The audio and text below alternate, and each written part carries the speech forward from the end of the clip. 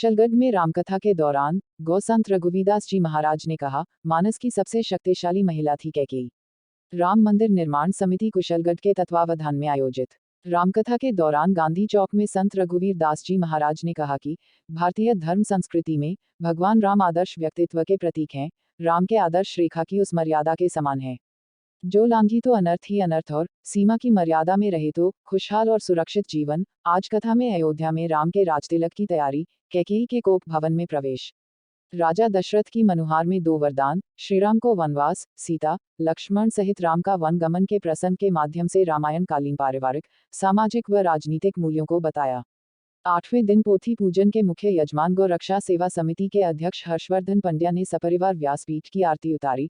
राम मंदिर निर्माण समिति के अध्यक्ष मुकेश अग्रवाल, नितेश बैरागी, राजूभाई प्रजापत, दुर्गाशंकर शर्मा, हरेंद्र पाठक, हेमेंद्र पंड्या, ओम सोनी, प्रवीण त्रिवेदी, दिलीप टेलर, मनीष नीमा, तिलोत्तमा पांड्या, ललिता सोनी, निर्मला बैरागी, शांता पंचाल, अरुणा बैरागी, निर्मला बाग, पद्मा पांड्या, कमलेश टेलर, राहुल पंचाल, कांता अरोड़ा सहित कई श्रद्धालु मौजूद थे।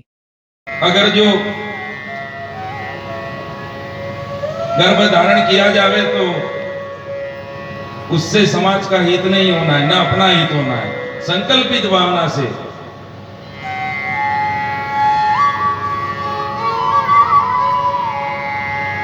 भगवान की कृपा से 7 दिवसों से जिस राम मंदिर के लिए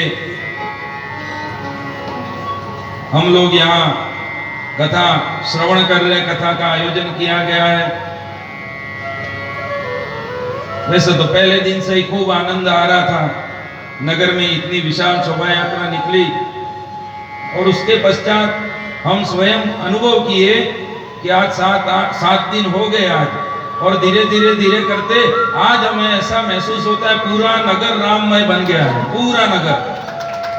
जननी जने तो पूजन के दाता के सूर, नितो रिजे बानड़ी मति गमाजे नूर। ऐसे समर्पित देशभक्त, राष्ट्रभक्त, धर्म के रखवाले, जिन्होंने कभी भी अपना शीश नहीं झुकाया, हल्दी घाटी के रक्तपात में कण कण तक घूमते हुए, जंगलों की खाक छानते हुए, महलों में न रह करके जंगलों में रहे, धरती माता जिसका सिंहासन थी, आसमान जिसका रक्षक था, ऐसे राष्ट्र के वंदनीय सपूत जिनका जन्म दिवस हम सब मनाने जा रहे हैं। माल्यार्पण किया हुआ है, कुछ ही देर में भी मालाएं आ जाएगी। फिर हम सब भारत माता के इस सपूत के चरणों में अपनी सद्भावनाएं समर्पित करने जाएंगे। ऐसा सपूत जिसने इस धर्म की रक्षा की, ऐसा सपूत जिसने विधर्मियों के आगे कभी अपना शीश नहीं झुकाया, चाहे शीश कट गया लेकिन शीश कभी झुकाया नहीं। इनके मरने के बाद भी अकबर के मुंह से निकला था कि मैंने लाख कोशिश कर ली लेकिन मैं इस शेर को झुका नहीं पाया। एक बार पृथ्वी ने चिट्ठी लिख करके कहा कि हे राणा प्रताप, तेरे पुत्र भूखे मरते हैं, जंगलों में घूम रहा है, तो तेरे बच्चों को भूख और प्यास सता रही है, अरे तू एक बार जाकर के अकबर से संधि तो कर ले। पात्र ने लिखा था कि मैं सुनियो है कि सिंह वेगे सिंह खेलेगा।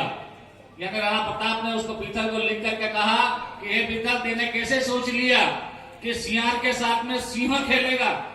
हम सिंह पुत्र हैं, हम सिंह पुत्र हैं, चाहे घास की रोटी हमें खाना पड़े, चाहे हमें भूखों मरना पड़े, चाहे हमारे तन पर कपड़ा मिले ना मिले, लेकिन हम इस मातृभूमि के ऋण को उतारने के लिए पैदा हुए हैं। ऐसे क्षत्रिय वंशज सिसोदिया सम्राट राणा प्रताप जिनका जन्म दिवस है आज, हम इस राजस्थान की धरती के सपूत हैं। बंधुओं, हमारा बड़ा सौभाग्य है कि हमने इस धरती पर जन्म लिया है। जय कहते हैं कि शीश कटा और देह लड़ा था। कल्ला राठौड़ के लिए कहते हैं कि जब शीश कट गया तो हजारों मीलों तक दोनों हाथों में तलवार लेकर के उन्होंने रक्तपात किया और मुगलों का संहार किया। एक और थे जो आंखों से देखते नहीं थे, पैरों से लंगड़े थे, गोगाजी जिनका नाम, एक ने दूसरे को कंधे पे बिठा लिया, चतुर्भुज रूप हो गया। अंधे ने लंगड़े को अपने कंधे पर बिठा लिया और 4 हाथ में तलवार लेकर के जब युद्ध भूमि में गए तो अकबर की सेना, ऐसा लगता था उनको कि ये भूत और प्रेत कहां से आ गए। उनको देख करके बड़ा आश्चर्य हुआ था। वो 4 हाथ से लड़ते हुए अंधा और लंगड़ा लड़ते लड़ते एकदम से उस सेना के पार डाले थे गाजर और मूली की तरह। जब मुगलों की सेनाएं कटती जा रही थी तब लगा उनको कि अब तो हमको हार के भागना ही पड़ेगा। कहते हैं ये मलेच्छ जो होते हैं, और इन मलेच्छों ने अपनी मलेच्छ नीतियों के कारण जगह जगह हमें मार दिए। घर के भेदी लंका ढाए। ऐसा ही एक शासक हमारा मानसिंह, जो अकबर से जाकर के मिल जाता है, लेकिन उसकी हिम्मत नहीं होती थी कि राणा प्रताप के सामने आ जाता था। कभी कभी हंसते हंसते एक बार एक कवि सम्मेलन में एक कवि ने कह दिया कि आपको पता है राणा प्रताप की मूर्ति तो टॉयलेट में लगी रहती है। तब उस कवि ने कहा था कि राणा प्रताप को देखते अच्छे अच्छे को आ जाती है, जिनको नहीं आती उनके लिए राणा प्रताप की तस्वीर लगी रहती है। यानी ऐसा सबूत। कहते हैं कि 6.5 फीट लंबा, 80 किलो जिनका भाला और 60 किलो का जीहर बक्स, 10-10 किलो के जूते, हाथों में पहनने के 10-10 किलो के वो अंगर बक्स, इतना लगभग 100 से ऊपर किलो का सामान लेकर के शरीर पर धारण करते हैं और उस घोड़े पर सवार होते थे चेतक पर। और चेतक और हेतक ऐसे उनके 2 घोड़े थे, और दोनों घोड़े ऐसे कि राणा प्रताप की आंख हिलते ही उनको मालूम पड़ता था कि राणा प्रताप क्या चाहते हैं। मरते दम तक कहते खोडली इमली का डाला डाकने के बाद में चेतक ने अपने प्राणों की आहुति दी। ऐसे अनेक प्रसंग इन राणा प्रताप के साथ जुड़े हुए हैं। हम सब इस धरती के लाल हैं। नीला घोड़ा का असवार, मारा मेवाड़ी सरदार और राणा सुनता ही जाजो जी, इनके नाम से अनेक गीत चलते हैं। हल्दी घाटी में समर लड़ियो, वो चेतक और वो असवार कटे। अभी महाराज जी आवे, उससे पूर्व मैं कमला जी से निवेदन करूं कि इस गीत का महाराज जी आने के बाद